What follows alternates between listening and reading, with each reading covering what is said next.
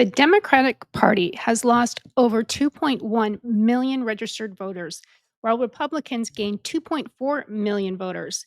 The Democrats are now losing ground in almost 30 states that track voter registration by party.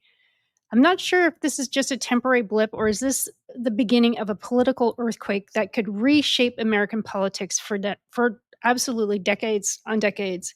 Welcome back, guys. It's Delana. Today I'm doing a deep dive into what might be the most shocking political story that media isn't really touching right now.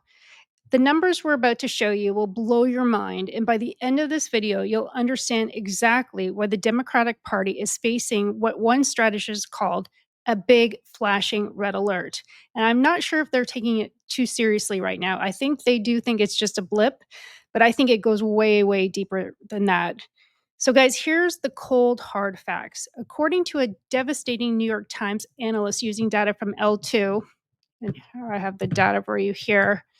Um, Democrats, and this is a nonpartisan firm, so this is an independent study. Democrats lost 2.1 million registered voters between 2020 and 2024 across 30 states, while Republicans gained 2.4 million. But here's the kicker: Democrats fell behind Republicans in all of them between 2020 and 2024 elections. That's 4.5 million voter swing in just 4 years. To put that in perspective, that's larger than the entire population of several states. Democrats favorably has hit the lowest point in 35 years. And with 65% of voters holding an unfavorable view of the party, and it just gets worse from there. 2024 marked the first time since 2018 that the Republicans outpaced Democrats in terms of new voter registration nationwide. Think about that. For the first time in 6 years, more people are choosing to register as Republicans than Democrats. So what I think is that they just don't get us anymore. I just don't think they get the regular people anymore. And the first and most damaging reasons Democrats are hemorrhaging voters is what I call, and again, this is where I mean they don't get us. They create this what's called like the economic elite problem. The party establishment, especially the highly educated activists, concentrate in prosperous coastal cities. And they never internalize workers' cultural and economic concerns. They never really, I think they just think they're looking down from the top and they're not understanding that people are concerned about the price of eggs, the price of gas, and they just don't relate to that. I don't think they really truly get what's really going on there, and it doesn't feel like they're internalizing it whatsoever. I was just thinking about like would be a good example would be like a test that you could do. Like if you sent any Democrat into any Midwestern city, who and they were lost and had to sit down and talk to somebody, are they going to talk to like an American worker, just a mainstream worker with a high school diploma? Or are they going to actually try to find someone who has more of a postgraduate education? Like even if they're from Mexico or somewhere else, I think they'd rather be within their own educated group than talk to the regular janitor at the local high school. And I think that's where Trump started to pull ahead, is that he cared about that janitor at the local high school, and he related to him because I think he internalized what they were going through. And even if he didn't, that's the way it appeared. And I think that's how other people felt as well. They felt that he understood what they were going through. And this polling goes way back to October 2022. The Impact Research Group said 55% of likely voters said the Democrats were too extreme or preachy. According to a July 2023 Pew poll, only 30% of adults and fewer of those without a college degree see the party as uniquely representing their interest. Democrats used to be the party of the working class, but they're not anymore. They're the party of Silicon Valley, Wall Street, and coastal elites. Democrats began to preach a gospel of cultural tolerance and democratic diversity, even as they broke away from basic issues of economic fairness. I remember seeing one Colbert show, and he was talking about the gas prices, and he's like, "Why do you guys care? Like, who cares about the gas prices? Why don't you just go out and get a Tesla or an electric car?" But he has no concept that there's some people that cannot just go out and buy a new car. That's not feasible. They're worried about putting food on the table, a roof over their head, buying a new car. a new electric car, and I just bought a car recently, so I know how much they cost. From even just for my daughter, it's expensive. You can't just go out and, it's an it's an investment. It's a taking part of your income and taking it away. And some people are from paycheck and paycheck and go, oh yeah, I'll just trade in my car and just go get an electric car. It's just shows it's the perfect example. Have they just lost any kind of relatability to the average person. One Democratic donor was brutally honest about it. He said, "Our party sucks. Our leadership sucks. Our message sucks. Why would anybody want to be a Democrat?" And like that's from one of your major donors. They just keep lecturing us. The second reason is what experts call the cultural radical problem. They trace the evolution of cultural radicalism, which is it's a diffusion of the campuses of a rarefied vocabulary about race, gender, and so on. It's a different attitude towards issues around crime and immigration, and a general tendency to see everything in intersectional terms of oppression and oppressor. They always think that you're either one or the other. You're not just trying to relate or have a conversation with people or talk about things. One has to be, the bad guy, and one has to be right. And there's just no conversation there. And this just isn't about policy positions, about how Democrats communicate. Democrats often seem to be like lecturing or scolding workers. A key issue was the political correctness, which summed up the kind of cultural differences that have been arising among small towns and mid-sized towns that had to be disseminated by deindustrialization or depend on resources like extraction, mining, farming. Like the Democrats just have no concept of what's going on with these people. And, they just see what's going on in these big metro centers. I'm from a smaller town, Phoenix, but I this was a perfect example. My daughter was at a middle school, and she got in trouble. I got a call from the principal, and apparently she made a gender slur, a transgender slur. And I didn't know anything about it. And she was in the change room and gym. She was the last one out, and apparently she made a transgender slur to another student. And I get called into the principal's office, and I'm sitting there, and I said, "Well, why did you say that?" She looked at me and she said, "Mom, she was dressed up like a dog, and she was on all four hands and feet, and she was barking at me, making fun of me for being straight." And for those people that don't know what a furry is, I posted one like here. You can see this is like the kids actually dress up like animals, and we're supposed to pretend that that's normal. And the principal turned around and looked at me and it's like, "Well, what are you going to do about it?" And I'm looking at him like, What am I going to do about it?" I said, "I didn't even know about it because one, I teach my daughter to stand up for herself and not go snitch." And then the other girl goes and snitches and says that she said something bad. Meanwhile, she was the one that said making fun of her for being straight. And like there's just these differences. And then at the end of it, we walk out, and my daughter got suspended for 4 days. And I'm walking to my car going, what just happened there? Like I feel like I'm in like Twilight Zone. Like how am I the asshole in this situation that I'm not going to discipline my daughter for making a transgender slur after someone who's dressed up like a dog? And I think that's where they really lost people, because I'm like, I'm not voting for anybody that if people think that that's okay and that's a normal world, that's not the world I'm voting for. And I think that's just one example. And I think there's many, many more, and I have many more even myself.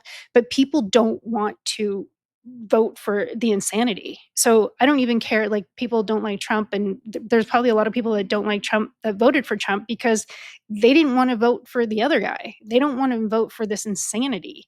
No one wants this insanity. So I don't care if it's friggin' Ronald McDonald over here. I'm gonna vote for someone who has actually common sense and sanity over this ridiculousness.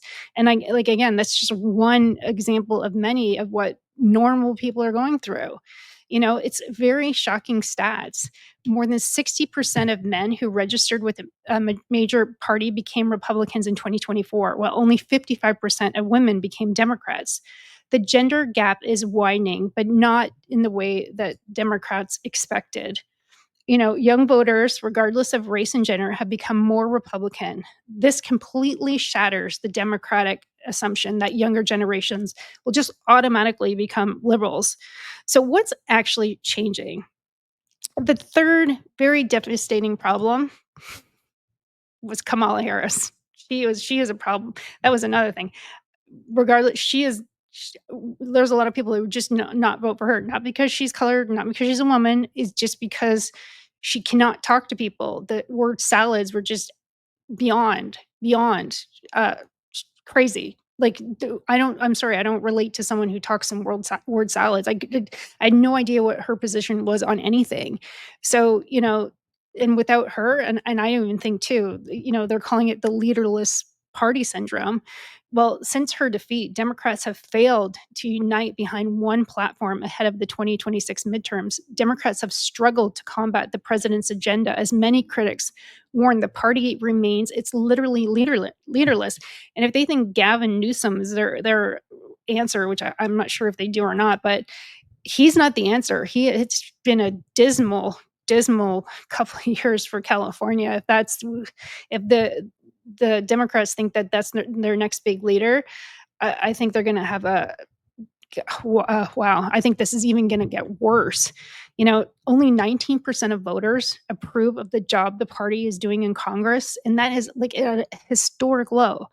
The financial situation is even more dire. The Democratic National Committee is struggling to raise money, only holding $15 million in cash at the end of June, compared to the $80 million in the Republican National Committee's coffers. The money follows the energy, and right now, all the energy is with the Republicans. And I think the Democrats shown you can throw all the money you want. Her campaign was almost $1.3 billion, and they still came out the hole. You can throw all the money you want at them. It's just not making a difference. So I just want to show you here how this is going. They're bleeding, and they're bleeding fast. And I'm going to show you some key states that it's really having an effect. One is Pennsylvania. The Keystone collapse. As of July 2025, Democrats outnumber Republicans by just 59,000 voters. Yes, they're ahead, but that's a steep drop from the nearly 1 million voter advantage the party held as recently as a decade ago. That's a loss of almost 900,000 registered Democrats in 10 years. The numbers tell a story. In December 2016, Democrats led Republicans in statewide voter registration by more than 916,000.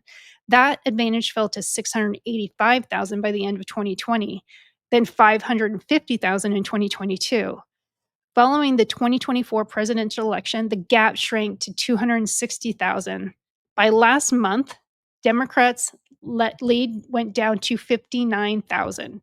And that is a 103% increase in voters leaving the party. You're right. They are 103% of voters left the party. So we move on to Florida. Florida, the red wave state. Florida has seen Republican registration outpace Democrats' ones, with Miami-Dade County flipping red in the months following Trump being the first Republican to win the county in decades. Miami-Dade, once a Democratic stronghold, and I've been to Miami. It is very, very Democratic there, and very rainbows everywhere in Miami. And now it is red. Like, let that sink in. Miami has gone red.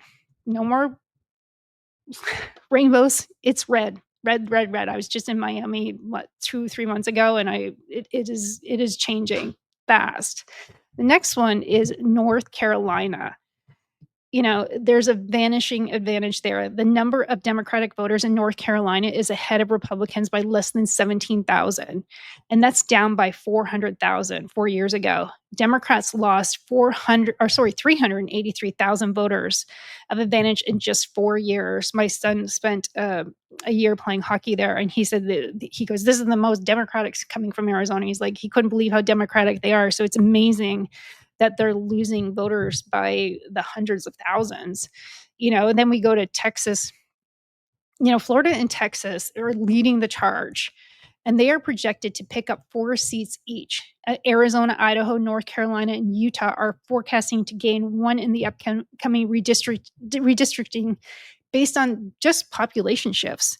The biggest swing in the South reflected the 2 of the major achievements of the Trump campaign: And two of the most troubling problems of 2024 for the Democrats, Barack Obama carried Florida in both 2008 and 12, but it has been moving steadily towards the Republicans. And the swing to Trump in 2024 was one of the largest in the nation. Texas, a state Democrats had been hoping to make competitive for many electoral cycles, swung nearly as hard as Trump's way. And here's the most shocking part: Democrats aren't just losing working class voters, they're losing everyone. Shore estimates a 23-point swing against Democrats among immigrants. The ones that they all brought in the country are now going against them. The swing is very pronounced amongst Hispanics who consider themselves conservatives. Democratic support dropped 50%. That's 50% drop amongst conservative Hispanics, and 32% of registered voters across the dozens of states and territories with reported data choose not to affiliate with either the Democratic or the Republican Party. And that's up 23% since 2000. People aren't just leaving the Democratic Party, they're refusing to join any party at all. And just to understand how catastrophic this is, let me give you some historical perspectives. Democrats are in the deepest hole in nearly 50 years. This isn't just a bad election cycle. This is a total, complete realignment. The party has its lowest favorability they've ever had. No popular nation leader to help improve it. Insufficient numbers to stop legislation in Congress, a durable minority on the Supreme Court, and dwindling influence over the media ecosystem, with right-leaning podcasters and social media accounts like skyrocketing. And I've seen some of the numbers from the mainstream media between the CNN and the MSNBCs, or the My MS Now, or whatever it's called. Those numbers, podcasters, people on YouTube are getting more watchers than they are on the mainstream media. CNN is it's just dying. It's dying a slow death. And because they're just not catering to what people are looking for. The Democrats began to preach this gospel of cultural tolerance and democratic diversity, even as they broke from basic issues like just economic fairness. The party's activist base, now broadly maligned as backward-looking Congress, they're all like special interest groups now, and they're being replaced by Ivy Leaguers. It's not just ordinary voters. High-profile Democrats are jumping ship too. Now, let me run you through some of the shocking departures. Several states and federal lawmakers, along with political allies, have switched their party affiliations in recent months. So check out, here we are. And this is another reason the Democratic Party is dying. Joe Biden. What I think is, no one trusts them. Was he really running the country? Was this auto pen, the amount of pardons that he had at the end? I think a lot of times no one trusts them because no one's getting a straight answer. And if anybody, I have a father that has dementia.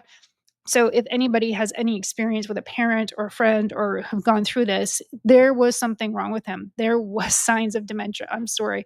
It is as blatant, and the gaslighting is just beyond.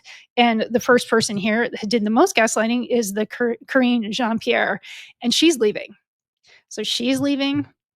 Lindy Lee, who is on the DNC Finance Committee, said it's like leaving a cult. Hillary Castle, she's a Florida state representative who cited growing concerns about the Democratic Party's stance on Israel. And I've done many videos on Israel. The last video I did explains everything about Israel and AIPAC, and I'll link it in the notes, but that would be a very good video to see. We'll see how much Israel is actually, she is 100% right on this one, that Israel is controlling American politics. And then you have Susan Valdez, Florida state representative, multiple county level officials across Florida. Then you have President-elect Donald Trump said on Truth Social in December, congratulations to Hillary Castle for becoming the second state representative from the great state of Florida to switch her party affiliation from Democrat to Republican. And here's the scariest part for Democrats. The future looks even worse. If it is the sinking ship. The future is worse, and the trends are holding through to the 2030 census stats that voted for Vice President Kamala Harris will lose around a dozen House seats and electoral college votes to states that voted for President-elect Donald Trump. The Brennan Center projects that California will lose 4 seats and New York 2 in the 2030 consensus. And Illinois, Minnesota, Oregon, Pennsylvania, Rhode Island, and Wisconsin would lose 1 seat each. Democrats could win all the states Harris competed in 2024, plus Michigan, Pennsylvania, Wisconsin, and still lose the White House. Again, they could win all those seats, all the ones that she lost. If they won those, they would still lose the White House. Democrats could win the whole blue wall and they still lose. So, what can Democrats do to stop this bleeding? You know, Here are 5 key strategies that could save the party. I've thought about this and these are my 5 thoughts of what they could do. Not that anybody asked me, but I thought about it. And these are my sort of 5 things that can change. 1 is return to economic populism. Democrats could commit to an agenda defined by moderate economic populism, cultural moderation, and effective governance. They need to create villains. They are so in bed with the boardrooms of Uber, Facebook, Metadata, Wall Street, all the grocery companies. And the worst part, I think they're in bed with the pharmaceuticals. I think that is a big thing. They have to step out of being controlled by those large companies. They need to rebuild the worker connection. They are so out of touch with the regular worker. It's time to remind working Americans and also show them every day that the Democratic Party has always been and will always be the party of the worker. And they are not showing that right now. I don't think any of the workers think that the Democrats are in their back pocket. They're not helping them at all. And they have to be very moderate on the cultural war issues. They need to humanize, starting with the trans community. They need to make people feel more comfortable that there's some kind of sanity when we start talking about trans issues, gender issues. You know, they Everybody struggled with the gay rights earlier on, and I think that it's gone so much overboard the other way. Um, you know, they need to fight these battles, but not just in election season, but years before the election. This can't be an issue in the election. They need to figure this out where they stand and how they can handle this issue, and with it not being during the election cycle. They need to invest in party-driven voter registration. Not only does the party-based voter registration accomplish the goal of registering voters, it also requires the kind of outreach in key communities they have long rightly been criticized for abandoning. They're not going after those. They're not looking after the little guy. They're just looking at the big picture, and they're missing a lot of those people. The numbers talk. There's a lot more little guys than big guys. But to this, donors have to be willing to support the DNC. And the donors, they're not supporting them because they see what a clusterfuck this has been, hands down. And ultimately they need to find a leader that's going to unify everybody. And they don't have one right now. And like I said, Gavin Newsom is definitely not the answer to that. And he is absolutely making a fool of himself. I don't like trolling Trump and everything else is just absolutely ridiculous. And the hats he's making. The party desperately needs someone who can speak to both the college educated professionals and working class Americans. They have to stop being the liberal only party for only liberal voters. If they only talk to liberals, they're going to lose. They need to talk to they need to talk to the middle. They need to talk to the people in the middle that are not on either side and sway them over. It's me. I'm a fence sitter. I go for common sense, and they lost me on the common sense. They need to appeal to those people that are fence sitters. They're just not they're not just a liberal party. They got to be the party for the people. But here's the brutal truth. Voters are running away from this party for a variety of reasons, but trust or lack of it, again, tops the list. Too many voters just don't trust the Democratic Party to deliver issues they care about, and they don't trust the leadership, and they don't trust that they're not lying to us. The Democratic Party is facing an extinction level event. Democrats fell from an 11-point lead over the GOP on Election Day in 2020 in those states, with party registration to a 6-point lead in 2024. They lost 5 points in just 4 years. But here's what makes this story even more shocking. A Wall Street Journal poll out late last month showed Democrat popularity had hit the lowest point in 35 years. And yet many Democratic leaders are still in denial about the scope of this crisis. Ton Bonnier, a leading expert on voter registration trends in the Democratic Party, had spent 2024 disregarding the seriousness of the situation the party was in regard to registration. He even admitted he was wrong. Clearly, in retrospect, we can say the Democratic Party had dug itself into a deep, deep hole. If the Democratic Party doesn't dramatically change course in the next 2 years, they could be looking at a generation of Republican dominance that makes the Reagan era look like just a minor blip. The exodus is real and it's there. The data is absolutely devastating for liberals, and the clock is ticking. So, guys, what do you think? Are the Democrats facing a terminal decline, or they can turn this around? Let me know your comments. And hopefully this video opened up your eyes. I know there's so many people that are so hardcore Republican or hardcore liberals, but it's I think the liberals have to go back to common sense. Like I said, they need to get the people in the middle. The people in the middle are going to sway the election either way because the margins are so small. But the problem with the Democrats is those margins are getting bigger and bigger. And a lot of people in the middle, like myself, who would have voted for Obama and I would have voted for Clinton. And when it came down to this election, like it's just gone so batshit crazy over on the left. It doesn't even make sense anymore. So it didn't matter who was sitting on the right side. I would vote for the person on the right because the people on the left have just lost me. And I'm an educated, university educated person, and they still were not even relating to me. So, anyways, guys, please like, subscribe, share, and I'll talk to you guys soon. Thanks. Bye.